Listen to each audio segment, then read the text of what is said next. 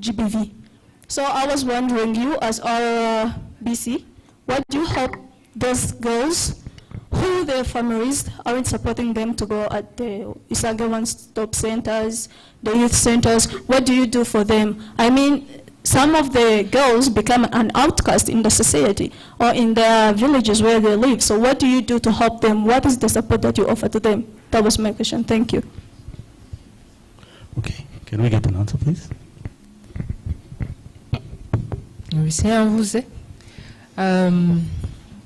I thank you. So I think this is an important question, like you ask. I think one of the most important challenges, it's a societal thing. It's a community thing. Gutanga services is one way, but it's that awareness and engagement with communities and most importantly, with families and parents. Kuko, you know, niyo nwayo. So RBC does not work alone. Of course, in her government agencies, dukorana na Ministeri yacu y'ubuzima, dukorana na MIGEPROF, NCDAs and other agencies, and of course development partners, to be able to engage these communities and these parents. So it can bring awareness where we ensure that at least we try to get to the parents, we try to get to key community members. Now, key community members, so another thing that we do, that so abajyanama b'ubuzima ni program really coordinated muri RBC. One of the things that we do, muri teachings bakora, as we go from house, have more messaging. So I think it's also one way that this can happen. Ariko nkuko mubivuze, it's a society-wide discussion that needs to happen. Service ushobora kuba waziteganije aho zitangwa, ariko nkuko mubivuze, niba challenge cyangwa se gap iri kubera muri families na communities kandi koko niko bimeze, nacyo kigomba kwigwaho. So some of the things that we do ni community health workers, ni izo awareness na engagement, ariko ntabwo bihagije. As you said, we need to continue in that journey. Aho rero ni, it's a whole government, it's a whole collaboration irimo n'aba partners, ariko irimo na youth-led organization. I think mufite power muri mwebwe, not only to speak up, ariko niba hari na solutions mushaka guproposa mwazitubwira. I don't think yuko wenda twavuga ngo twarashoje project ziri ku murongo, no. Ari local governance, ari MIGEPROF, ari Minisante, ari RBC, yego turakora.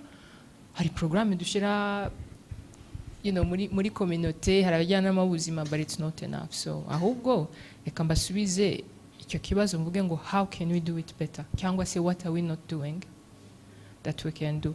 Request mfite ni side muze kuyibaza, nabonye iri very active, ariko ni side nayo dushaka ko responding.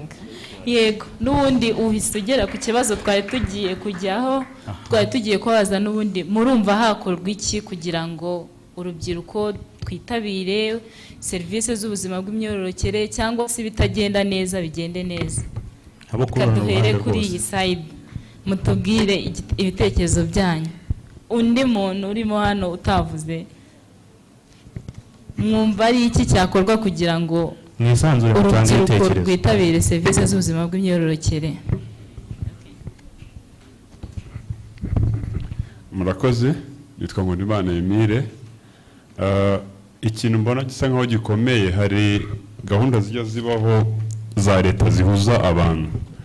Iyo hari gahunda yabaye, nishaka mfata urugero, mfata umuganda iyo ubaye ukarangira, habaho inama, abantu bakicara bakaganira kuri gahunda za leta, bakaganira ku bwisungane mu kwivuza n'izindi gahunda ubona n'isuku, ariko nta na rimwe baricara ngo baganire kuri za serivisi zigenerwa urubyiruko. Icyo numva rero gihari, byinjire mu baturage, we nka programme iriho, igihe abaturage bahuye umuyobozi abikomozeho niyo kaba gato, bizatuma ababyeyi babanza kubyumva. Ibi ntambwe ya mbere, ababyeyi bamara kubyumva bizatuma noneho bashishikariza n'abana babo ku accessinga izo service. Murakoze. Akoze cyane. Undi ufite igitekerezo?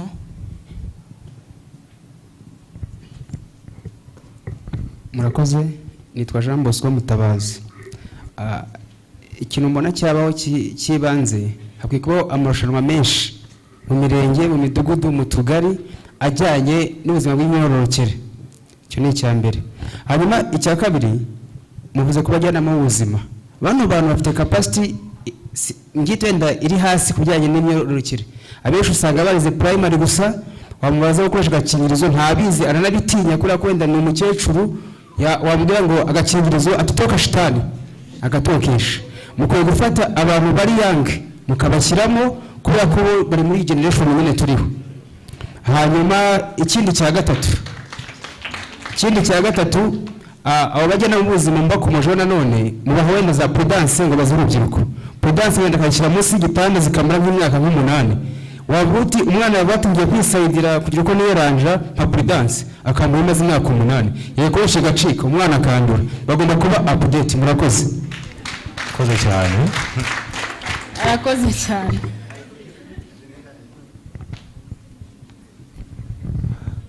Murakoze. Amazina yanjye ni Irakoze Ramon Maurice, nkaba naturutse mu karere ka Nyanza. Mbona kubashimira ku mwanya mwaduhaye nk'urubyiruko tugahurira mu kiganiro nk'iki ngiki. Twebwe ahakuntu ngenda dutekereza ibintu twari tubikoramo kugira ngo wenda twese tubone izo serivisi, kuko natwe ubwacu tugira isoni zo kujya kwaka serivisi z'ubuzima bw'imyororokere. Nk'urugero nimba nibuka neza kera mu gihe cyashize nayo ntaraba urubyiruko ariko navuga twari twumva ngo ku tugari, ku biro by'utugari hari udusanduka tuba duhari bashyiragamo udukingirizo. Aho ngaho waragendaga nyine ukagafata nta muntu ukureba ukikomereza. Rero ndatekereza mugiye mubikorana nko mu bigo by'amashuri cyangwa ku ma poste runaka mukari mugenda mudushira. Ikindi ntekereza ni uko mwashyiraho nka website cyangwa ahantu twakora service tutarinze kujya guca kuri runaka ngo mfite iki kibazo ngo niki, aho kujya wewe kuri website ugashaka amakuru yose wifuza. Nk'urugero hari urubuga mba ntibeshye neza Cyber Rwanda ishobora kugira urubuga. Aho hantu rwose ndabashimira nabo badutekerejeho cyane, aho ugenda amakuru yose ukayasangaho nta muntu ubajije. Ikindi ku bigo by'urubyiruko nka HDI yenda tuyisaba yakongerayo abamenta ariko mu rwego rw'urubyiruko apana kugira ngo uzane ngo umuntu w'umusaza cyangwa ukuzemo, uzana urubyiruko mugenzi wanjye kuri duhuza ibitekerezo apana kuvuga ngo ndajya kureba papa abite isoni rwose. Ariko murakoze, mugire ibihe byiza. Murakoze. Nanjye ni Mwimuntu Sandrine. Nanjye nisabiraga RBC bahuguye abantu bakuru cyane mu bijyanye na abajyanama b'ubuzima. Nta muntu naye nabona w'urubyiruko hari iwacu cyangwa n'ahandi, numva bashyiramo urubyiruko natwe tukisangamo ku buryo namukenera nkamubona. Ikindi bakamwigisha kuba yabika ibanga. Ntabwo najya ku mujyanama w'ubuzima duturanye ndi buri buke ari bubwire mu mati umwana wawe ko yaje bikagenda gutya na gutya wigeze umuganiriza. Azaba aneranyije n'umuryango wanjye. Ikindi nashimiraga Cyber Rwanda, nanjye nize Mayange irahari, nabaye umwe muri bo kandi barakoze cyane. Hariho inkuru nziza, namwe muzabasure bababwire aho munyura.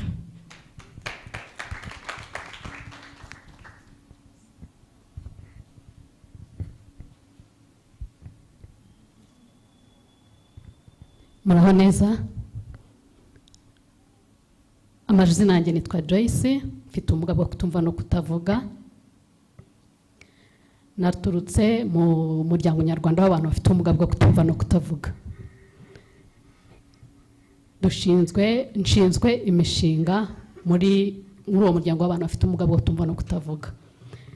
None siko turahangaha ndakeka twese waba ufite ubumuga bwo kutumva no kutavuga, mbese umuntu wese n'inkundi ajya mu mihango. Twese ko urubyiruko dufite umusatsi, mfite amaso, ndagenda nkamwe uko turahanga nk'urubyiruko. Ariko rero itandukaniro ririho nuko abafite ubumuga bwo kutumva no kutavuga bakoresha amaso, hariho n'abandi bafite ubumuga bw'ingingo bakaba bakoresha utugari, ariko twese mu buzima busanzwe tuba tungana.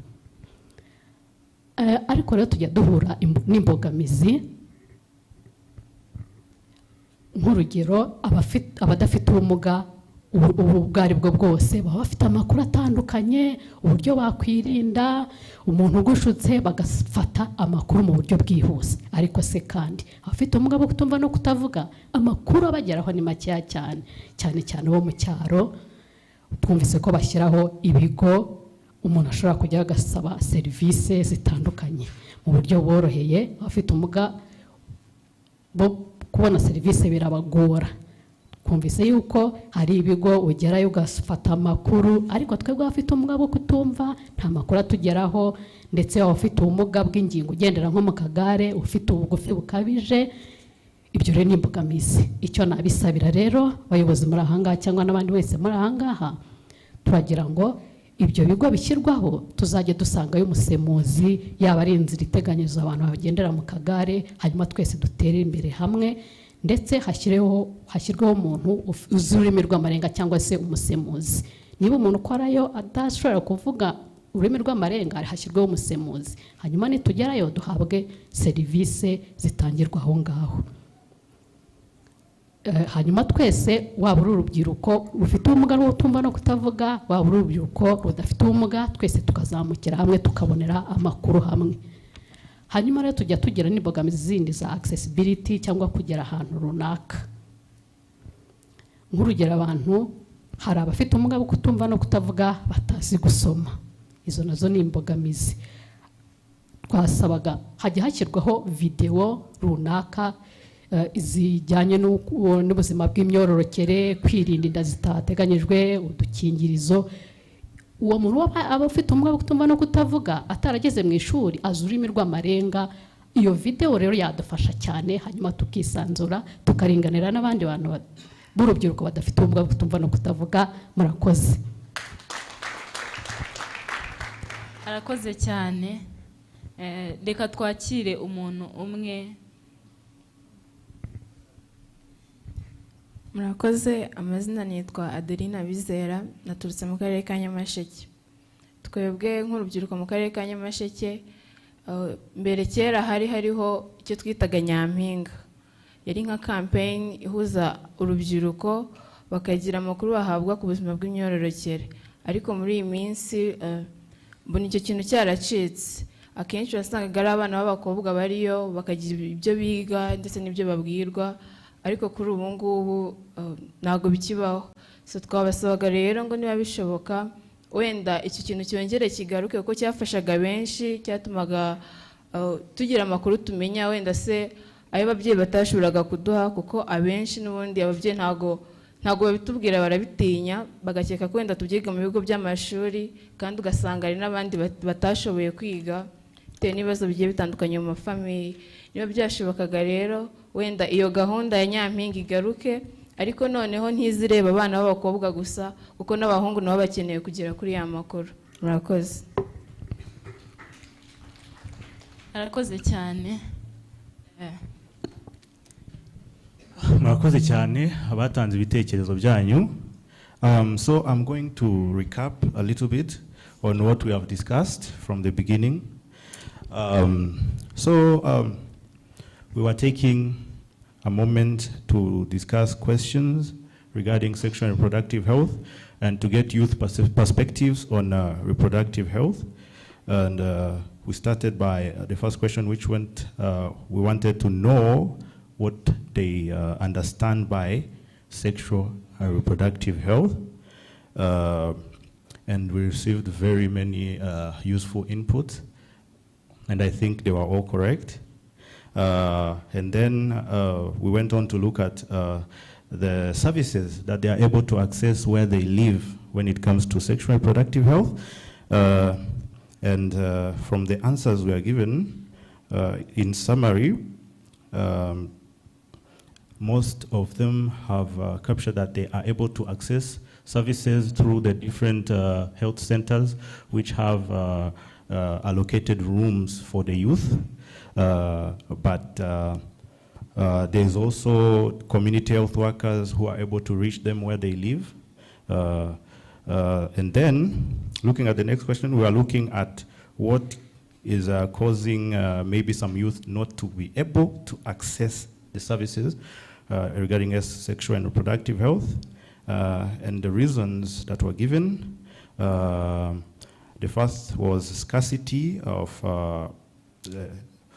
these youth centers that they're able to go to and get the services. Others cited that there's a problem, long distances they have to travel in able to be able to access the services. Another issue was stigma, especially from their family members and the community at large. And then still on the family, we see that the family is still very much not ready to accept or welcome these services, especially when it comes to adolescents and the youth. Another thing we looked at what can be done so that these issues can be resolved. And from the answers we got, we see that we have to start from the family by creating awareness and thorough teaching, and also citing from the answer from RPC, we see that the power still lies within the youth, who have a big role to play to change these narratives that are still around when it comes to sexual and reproductive health.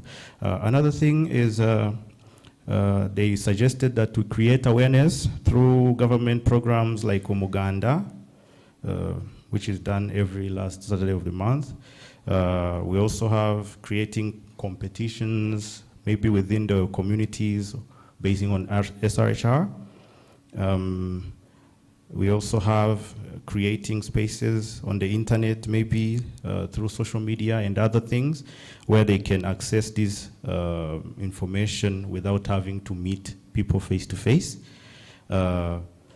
And also they suggested that they are in need of more youthful or young community health workers and social workers at the youth centers, so they can feel more safe and more comfortable when they want to communicate things to do with sexual and reproductive health. And then suggestions from Joyce, who was talking from the perspectives of those adolescents and youth living with disabilities, where she cited that we need also to do more when it comes to availing services to those living with disabilities. We need to make sure that these health services and information are also getting to them, because she cited it may be with their other youth, but they are not being able to access the same. And then she suggested creating videos on sexual and reproductive health with inclusion for people living with disabilities, where they can also, maybe if they're able to watch or listen and get the information that they need. And then the last thing we talked about is there was a youth from Nyamasheke district who said they used to have a Nyampinga campaign which covered sexual and reproductive health, especially for girls, but it's not there anymore. She was suggesting this program be reawakened, where it can come back, and she said that it should not only be for girls, but also include everyone, including the boys. Yeah, so in short, that is what we covered, and thank you for being active listeners, and thank you to the youth for all their suggestions. That was it from me. Yeah, thank you. Nakoze cyane.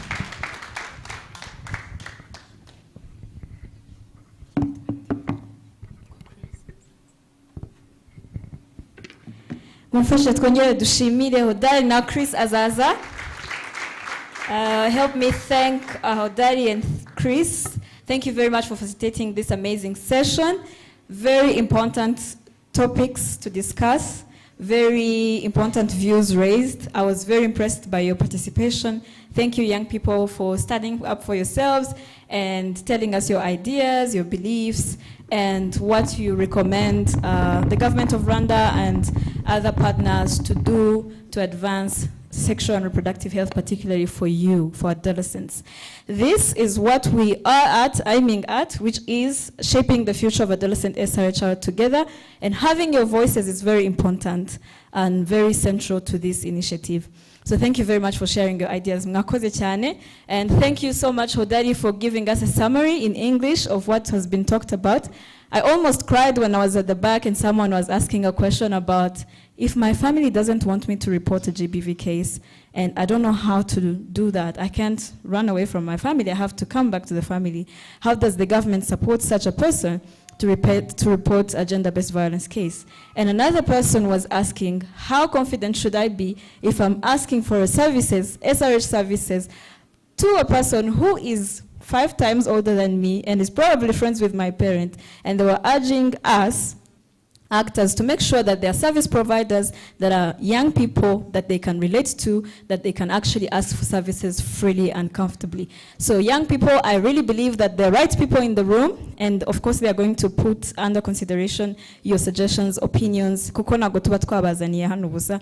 We bring you here to share your opinions, your perspectives, and your needs. So we are all here to shape adolescent SRHR, but together. Thank you very much once again. Now, a round of applause for that summary specifically. Thank you. As I mentioned, we are going to take a group picture, and because of the number of the people in the room, we will request to have two sets of group pictures. The first group picture will be our main guests and the executive director to join us here with our adolescent champions, a few of them. Young people are going to be represented by the adolescent champions that are going to be here in a group picture. Then right after that, don't worry, all of us will be in a group picture here in front. So will I request the technical team to support me as we bring seats for our guests, and then the adolescent champions to join us here. You can stand? Okay.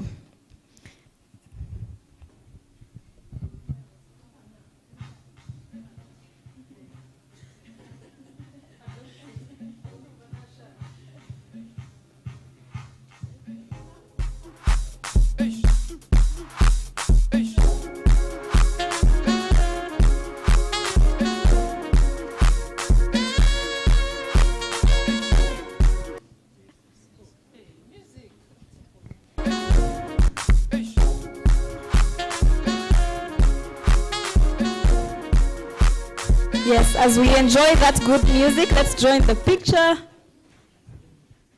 Yes, yes, yes.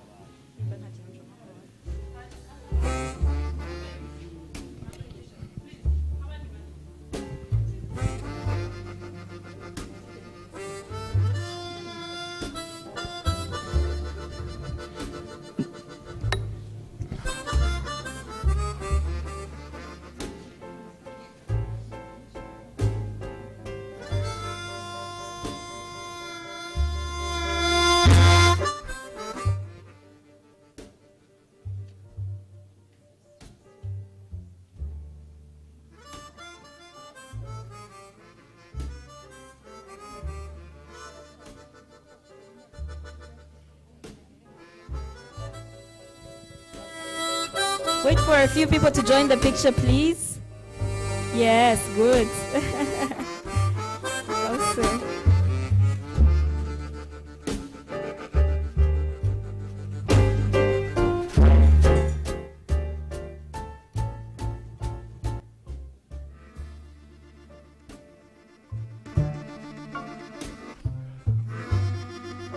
That's lovely, but I have to have a signature of everyone in the room. So can we be vibrant? The picture, a youthful picture now. But still look at them, look at the camera people. Yes, yes, yes.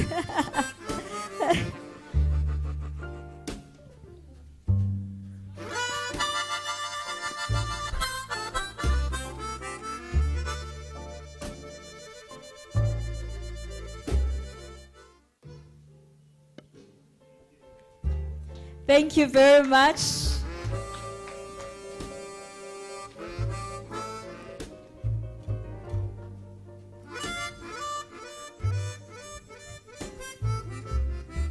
Murakoze cyane. Nabonye hari abajene bari batinye kwisanzura gufata agapisi kabo, ariko hano hari abayobozi basobanutse babimenyereye badafite ikibazo mwisanzuye. Urabizi ko turi hano uyu munsi n'ejo, ubwo agafoto gakurikiraho muze gukora uduposteri mushaka twose. It's time for our tea break, and please, if you can, stay with us. We have an incredible, amazing performance by young people, by adolescents themselves, from the Sherry Silver Foundation. Woo! Yes. Yes, so if you can, please stay with us. We're going to step out for a few minutes, 10 to 15 strictly, because of time, and then we'll come back to the room and go on with the energy, the positive, youthful energy. Bon appétit. Thank you very much.